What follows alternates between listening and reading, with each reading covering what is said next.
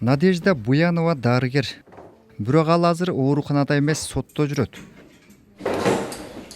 60 жаштагы педиатр орус армиясы тууралуу жалган маалымат тараткан деп айыпталып, 10 жылга кесилиши мүмкүн. Ал мага: мен башкалардын ушундай окуяларга кабылганын окугам. Бирок мен да туш болом деп ойлогон эмесмин дейт.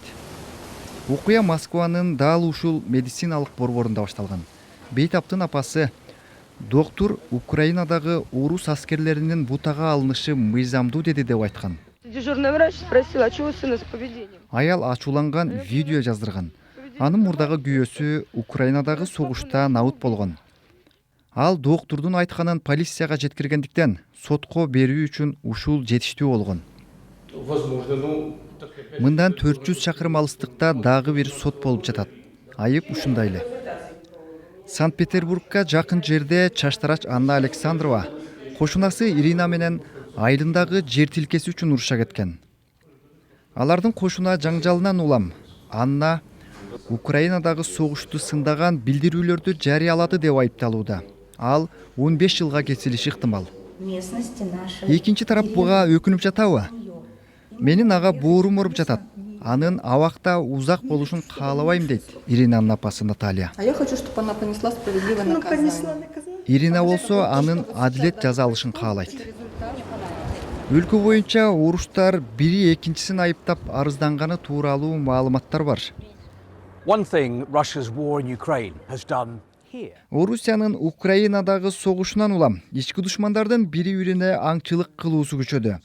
Кошуналары коңшусун айыптап, студенттер мугалимдерин, профессорлор студенттерин, жада калса чиркөөгө баргандар дин кызматкерлерин айыптап арызданып жатышат. And even parishioners denouncing priests. But one thing Stalin did not give them, their freedom. Бул тааныш угулат.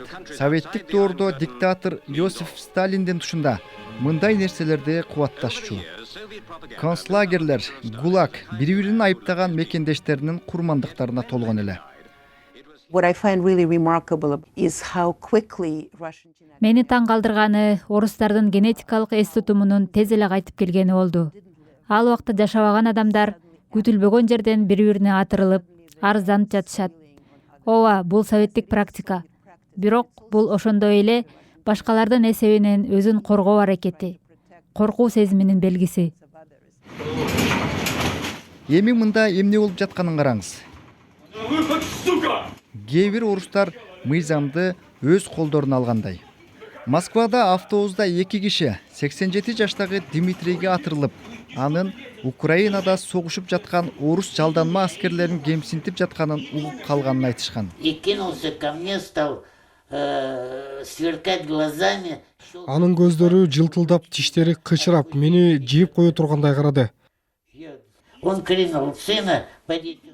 Анан ал баласын чакырды. Менин колумду кайрып кыйнаган киши ошол. Колумдун бул эки жери көгөрүп кетти. Ал 2 киши Дмитрийди күч менен автобустан түшүрүп, полицияга сүйрөп барышкан. Бирок ага айып тагылган эмес. Ошентсе да бул окуя Дмитрийдин кыжырын келтирди. Наша конституция Россия записана. Орусиянын конституциясында ар бир адам сөз эркиндигине укуктуу деп айтылат. Эмнеге башкалар өз оюн ачык айта алат, а мен айтпашым керек? Мать, когда меня отняла от груди. Сталиндин тушунда Дмитрийдин атасы камакка алынып, өлүм жазасына тартылган. Орусиянын өтмүшү азаптуу. Бирок Дмитрийди азыркы учур тынчсыздандырат. Орусия дагы бир жолу душмандарды жана агенттерди издеп, кооптуу жолго багыт алды.